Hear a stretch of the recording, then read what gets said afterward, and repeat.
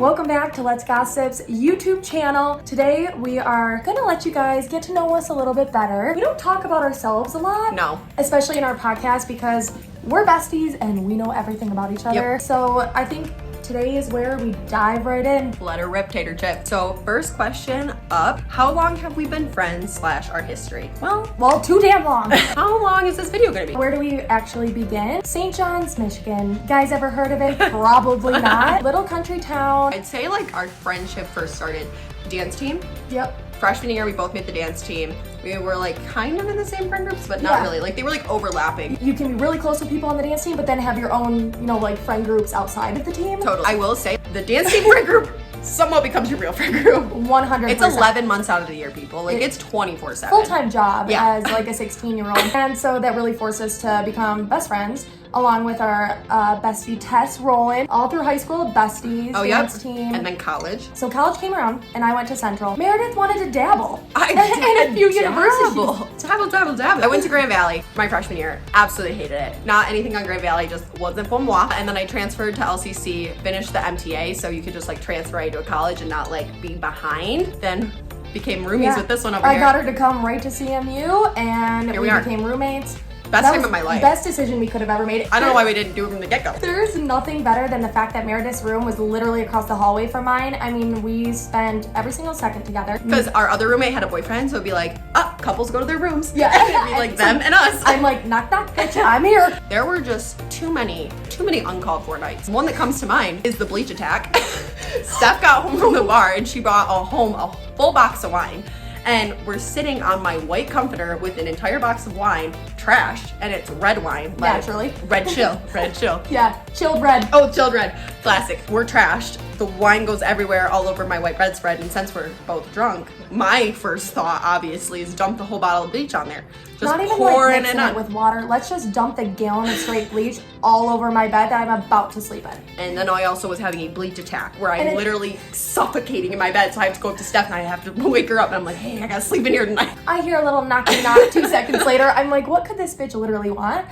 She's just drowning in bleach in the other room, so we had to have a little sleepover. We also could not have a case of White Claws in our apartment without drinking the entire thing. Doesn't matter what time, doesn't matter what day of the week. We are finishing the entire thing. Yeah, that was toxic, the fact that White Claws like came out when we were in college. Remember, there was like a huge snowstorm where it's like no one's on the roads, and Steph and I said, hey, gotta get those White Claws. We're booling down to the end of the liquor store at the end of the street. At the corner of the street, like, let's go. And it was worth it. We could not have a night of just drinking me and you with White Claws, which was every night, without doing our old high school dance team routines. That is an iconic thing that we do. Yeah, let it be known, any member of the dance team does it. It was a time of our lives. Yeah, you want to see me whip out a head snap? I will, right now. So then she graduates college a semester before I do. She graduated in May, I graduated in December, and then the pandemic hit. I had just gotten back from a trip to Bali. I was planning to do the whole eat, pray, love thing for about 6 months. I had a bunch of trips planned. Those all got canceled. And then Steph said, hey, I got a job on a silver platter for you. Because I followed my boyfriend Adam all the way to Colorado because he graduated a year before me. So I'm out here for like a year without anybody. We have always known, me and Meredith knew in our gut, we would be sleeping in our twin bed in like high school. Staying in a small town was not gonna ever be our thing. Then once I moved to Denver, it was like, this is what we've been talking about. You've graduated, I have a job for you. You can work with moi. It was honestly the most perfect recipe. And I get a cheers for that. Cheers, bitch. Our next question is our current relationship status. Taken. Taken. Don't think about it. And that does not mean hit unsubscribe. Because every time we post a picture with our boyfriends, it's like, see ya, followers. Yo, nice to know ya. We're both living with our boyfriends out here in Colorado. Yep. Let's see, me and Adam met. He's like from our kind of like our hometown, like rival high school. Romeo and Juliet over here. We started talking like my junior year of high school. We went to prom together. Hit it off. He broke my heart. Gave her back her brownie tin. Yeah, like it was he nothing. Gave me back the brownie pan in the middle of the breakup. I go, fuck the brownie pan. I don't want the brownie pan. That breakup too was iconic. Like she came straight to my house. Me and my mom, crash course. We said we're going to the restaurant, aka the Wheel, and we got you strawberry shortcake, rammed it down your throat. Then we made funny videos in my car for about an hour. And then, he was going off to college to CMU. Naturally, a year later, I follow him. It was my plan all along. Both kind of like tried out dating other people, and you know what? It was only meant to be with me and Adam. So we dabbled here and there in college for a little bit, got back together. Like, my junior year of college. Since he's a year ahead of me, moved out to Colorado. I still had a year left of college, so I came and visited him like twice a month and said, I'm absolutely coming out here once I graduate. And the rest is history. Followed him out here, and it's been great ever since. And then we have Brett Masolini. He's like the complete opposite of me. He is very like chill, relaxed, quiet, shyer dude. I'm high intensity. He's so go with the flow. I'm like, I need a plan. What's the agenda? Here's the itinerary. He's like, let me know the deets. Brett's pretty much been in our friend group since all throughout high school, basically. Yeah, we got together my senior year of high school. So our high school has seminar. It's like homeroom. And he was in my seminar, sat in front of me, didn't literally crossed my mind once, and then senior year he slowly weaved his way in. It was the watch. That's what did it. So my mom got me this watch from Fossil. I wore it every single day. It was like my favorite watch. Loved it. So I broke my watch in Spain and I was devastated about it. I was like so upset. So a year later, it's Christmas. We're not like together. And he asked to pick me up on Christmas Eve. And he picks me up and he's like, I got you a gift. First off, in my head, thinking, one, why did you get me a gift? Because I didn't get you nothing. Because I didn't get you nothing. And two, like, what could this be? I open up the box and it's dead ass the exact same watch that I broke a year prior in Spain. I was shook to my core. I literally went in my house, ran upstairs, woke up my mom and was like, look at this. And now it's been, geez, how long? Almost 7 years. And we got 2 little kitties and she's got Mila. Next question is, what are each other's strengths and weaknesses? And we're gonna answer for each other. What comes to mind for me for Meredith? Her strength, I would say you're really decisive. 2 options come along, anything, it is like that. That's the one to choose. I will sit there between 2 options and be like, they both look good to me, and you'll be like, nope, it's that one. And you're really honest. You gotta have like the friends that aren't gonna tell you like, yeah, post that photo instead of this one, because they actually know that you know, one of them's better than the other. They're telling you the opposite of what to do. Like, you're always really honest. Like, you would never tell me to post something if it looked bad. You'd always tell me the best option. And that's the kind of friends you guys need in your group. 100%. And then your weakness would be your inability to cry, but that's just obvious. Depends on the situation. Being right, but what is it called? Like, you're headstrong. You know, like you're gonna make. I got one leg. Okay. First strength that like immediately comes to mind. Like, she's so on top of your shit. You were even like this in college. Like, I would, when I was in college, I'd like push stuff off I want to do. Like, didn't want to do. I didn't want to look for a job. I didn't want to do my resume. You're on top of it. On top of the job. Even at our job currently, you got it down to a fucking T. You're on top of it. 100%. Yeah. I know it's a good thing though. I think it's my anxiety and OCD a little bit. I'm like, right, but like you're always ahead of the game. You're always like on top of it, which is like, I just remember in college, I hated dealing with financial aid. Oh yeah. And it's like she would meet with her like counselor like regularly. It's like, really, I haven't met mine once. Am I supposed to? The other thing that she's super good about, and my mom even points this out too. Help me find the word. This is the story that makes me think of it. Is we went over to my grandma's house, my grandma's Sybil's, and she had a friend over. Anybody could get so tuned out from an old person's story. You know, it's like anybody could just be like, it's like, yes, I'm listening, but am I really like engaging? And it was like, this isn't even a person I know. And you're over there and you were fully listening and like really engaging and being so kind to this person. And my mom was like, Stephanie always does that. I got it. You're aware of other people's feelings. You're like, that person is not getting the response that they need, so I'm gonna be the person that's gonna listen to them and give them their moment. Or it's like when someone's trying to spit out a story or a sentence over and over and no one's listening to the fact that they've tried to start this sentence and been interrupted like 6 times. So it's like, I hear you, finish what you were gonna say, because I literally, when this happens to me and no one acknowledges that I've been trying to say something, I want to cry. I leave the room. I'm like, did anyone hear me also try to start that and never finish it? No, I know. Nice. What's my weakness? Okay. I would say that was my thing. It was anger. I feel like though, you're pretty good at coming back. Like when we fight, it's here and then immediately over. I mean, like, where there's no like build up where it's like little pettiness, like here and there. No, it's like face to face, we're pissed as fuck, and then we're both over. And let's move the fuck on. Whatever it is not worth the fight. No.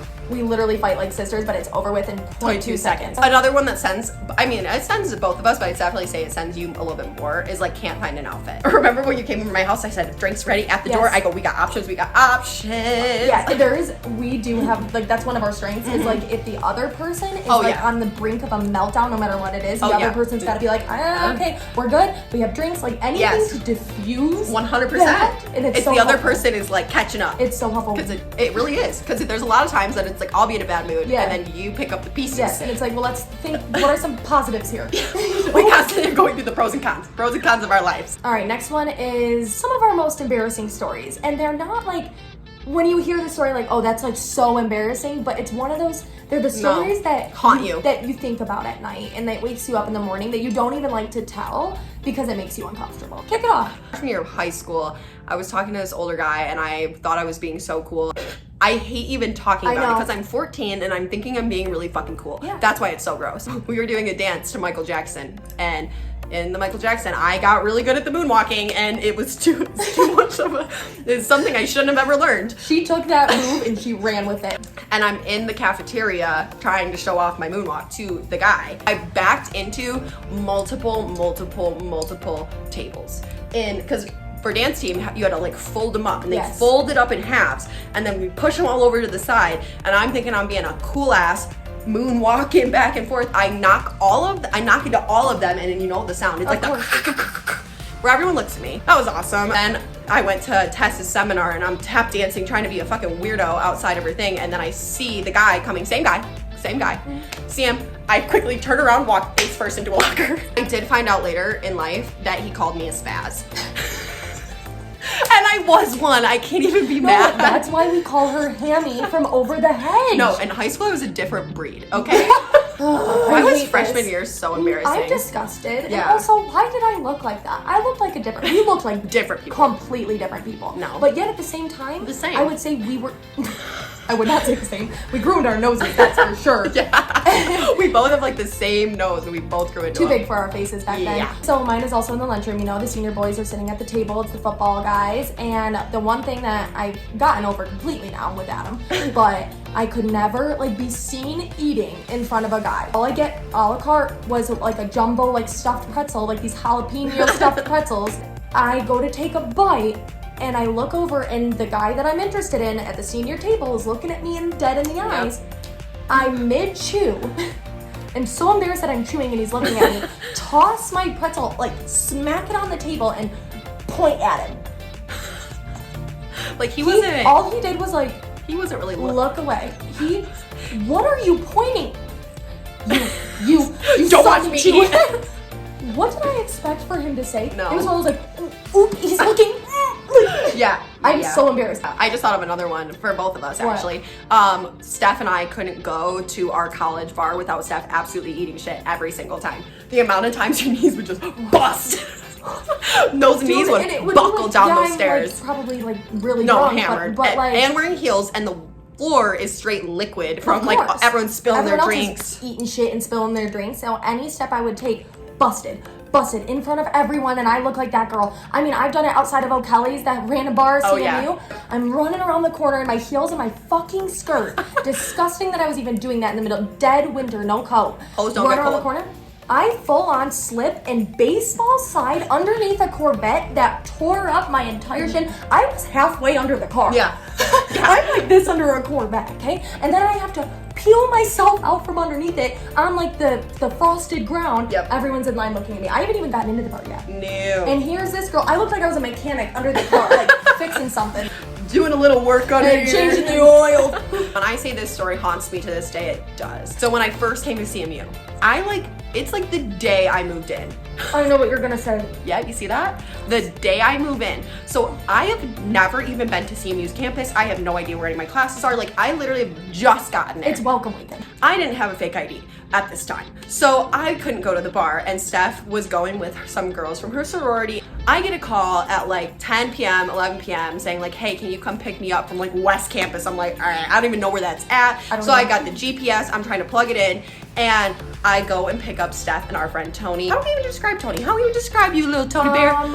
Loud, like outgoing. When she's drunk, different breed. Yes, absolutely. She's a little spicy mommy. Yeah, I can't drive with her in the car without her reaching over and laying on my horn to scream at random people outside. I mean, it's every single car ride. I'm like, Tony, if you touch my horn in my steering wheel one more time, I mean, she's just like does not care at all about what other people think of her. I love it. Yeah, we love that. I pick her up and she's in the front seat, and I have, like I said, no idea where I'm at. I have no idea. I followed the GPS. They're in the dark. It's pitch black outside. And I got Tony this close to my face screaming, go left, go left, go left. I have, once again, I'm going to preface again, no clue where I'm at. So she's screaming at me, turn left, turn left. I turn left. It's a right to turn left. So you have to turn right, do a U-wing, turn left. There's a huge grass, full median, like, but that's like raised. And Tony's screaming, go straight and left. Like, just go Left. We can't see because it's pitch black out. I mean, I guess there's no car lights anywhere to be found, but. Well, no, because I got a shitty Ford Focus and those lights are like dim. That's true. We can only see 3 feet in front of us. Yeah, I got nowhere clue where I'm going. And Tony's also screaming at the top of her lungs. And it's like, you know the Tony scream. It's like ear-wrenching. Yeah. Turn left. Oh my God, nail the curb. My car goes up and over it. I'm like, everyone's screaming at me like, pull over. So I'm like turning left on the stop, like we're light. Like driving down the grass in the center of this curb straight down. We're not even in a single lane. I like jumped the curb, hit it, turned my car around because then I hear people being like, you're drunk, pull over. And it's like, no, I'm not drunk. I just don't know where I'm at. It was literally because it's welcome weekend, so everyone's walking the streets and we just in front of everybody on the sidewalk looks like we don't have a DD, which she was sober. I'm sober. Because she's jumping the median, riding on the grass, dipping over here. We're all screaming. God. Everyone's like, you're hammered. And Mara's like, I'm literally gonna die. Literally. I mean, it was by far the most embarrassing thing. That one really haunts me to this day. It haunts me too because I was also a part of it. Yeah. Next up, a little lighthearted one. Let's do just our favorite drink. Our go-to, like, what do we like to drink the most alcoholic beverage-wise? First off, let's ask, are you a cocktails or a beer person? Beer.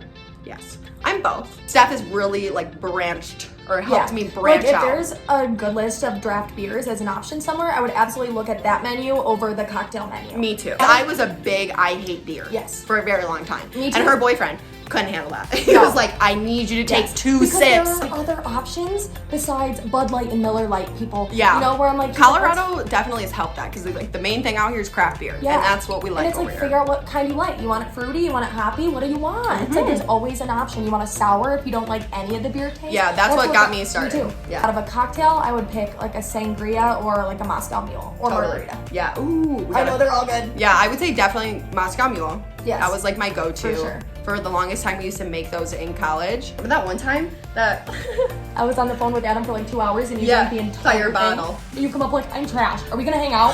So next up, we're doing Girl Crush. Take it away. She's excited. I'm so excited. Every time I think of these 2 people, it's like boner alert. Sydney Sweeney and Molly May. Classic. I could have picked those out of a lineup. I know Molly May just because I feel like she's me and you. Yeah. Where I'm like, we totally could be friends in 0.2 seconds. Sydney Sweeney is just the hottest person I've ever seen in my entire life. I don't know what it is for me. She's such a good actress. I'm like, there's nothing about her that bugs me, but I don't know her like I know Molly May. Right, that's true. Because me and Molly are. Favorite girl crush on my end. I always think of the same girl. She's the most random person, but her name is Delaney Childs on Instagram. She's just like so good at interior design and clothing. She's so real. She's always really trying to be super nice and spread positivity, but she's not one of those people that's like, good vibes only. Last one is our biggest fears. Meredith is ghosts. Classic. My house is haunted, so don't even come for me on that one. And I'm dead serious when I say her house is haunted, and so is Allie's, where we have both witnessed it. I've seen been too a much. part of it. When my boyfriend Brett, that like doesn't believe in any of like the ghost or paranormal thing, is on board with the ghost, then you know it's real. First off, let me say that my house was my house was built in the 1800s, so it's like think about all the people that lived in that day. A lot. Yeah. Some shit went down there for sure. And then in my room is a door and then it has steps to the attic. And it's like, that's where the ghost lives. So there's a ghost that also haunts Allie's house. Yes. And me and Steph literally saw it. And when I say I've witnessed it 3 times now. Seen. I'm on my phone and everyone's awake and it's pitch black in there and I keep seeing something move behind me like this. And then I put my phone down, see nothing. Then I go and it's moving again. I see it again. And so I put my phone down. It's like Steph and Tess, we're not talking. We're just like, asleep. Yeah, like Steph and Tess are trying to sleep. And I'm the last one, I got my phone on. So it's like, it's super bright in my face, but I keep seeing shit move behind. The last time I put the phone down and I see it move and I screamed and I was like, stop. I woke her up and she saw it too. I was like, you know what, I'm the verge of falling asleep. Yeah. And Meredith is grabbing me, stop. I open my eyes and I see the person figure up against the wall, like a full black shadow, like up against the wall. And it literally went for me, like zipped out of it. There's not been one night I've slept over at Allie's in her room and I have not heard that the ghost tipping things over in her room. Allie is dead asleep because Allie could not give less of a fuck about her whole family, just like my family, is like the ghost is here or the ghost is whatever. And I'm hearing her makeup tipping over next to us on the ground. And you know, like what it is, like the Morphe palette. It's like, yes, it's the little foundation brush, like, and it's all tipping over. And I'm like, it's every night, every time I've ever slept there. Yep. Shit's tipping over by the closet. And Allie's like, there's a lot of activity by the closet for sure. Yeah, 100%. And it's not even just like maybe this could happen. It's like when every single member of the household is on board that there's a ghost, then you know there's a ghost. And I would say my biggest fear, just like pretty much any other girl you could ask, it's just being kidnapped, taken, tortured, anything like that. Biggest fear, but that's anyone's. She's like also rubbed off on me a lot, where I'd say like I'm way more aware of it. Before I didn't care. Miss paranoia about getting like, you better watch your fucking back because I'm watching mine. Like, keys are in my hand before I get to the car. I'm looking around. I get in the car, doors are locked. It's like, I don't trust no motherfucker out here. No. And it's not gonna be us, buddy. I would say like my other like kind of irrational. Everyone's scared of sharks. But I'm scared of like water. Water. Because I do believe that if it's not a shark, there is something in the water. I'm scared to be in a pool alone. I am scared in any sort of water there is. Totally. But I love to swim. I'm the first, like, are we swimming? Are we jumping in? But I'm not swimming in nothing I can't touch, and I have to have people next to me. Like, I will cling to you if I'm in the ocean and I can't touch. Like, if something touches my foot, I am like the worst person. I refuse to tube. I've tried it 100 times, never gonna get over it. No. I've tried snorkeling a couple times, horrific experience. My favorite thing is to go boating, but do not make me get in the water. No weirdo and no shark is getting near this girl. And ghosts are getting near me, but I'm not acknowledging them. That was fun. That was super fun. So stay tuned and we'll have more YouTube videos for you guys coming soon. So make sure you guys hit the subscribe button, ding, ding, ding, ding, and maybe leave a comment, hit a like. Send it to your friends. Yeah, Send it to your mom. Come on. We will see you guys next time. Adios.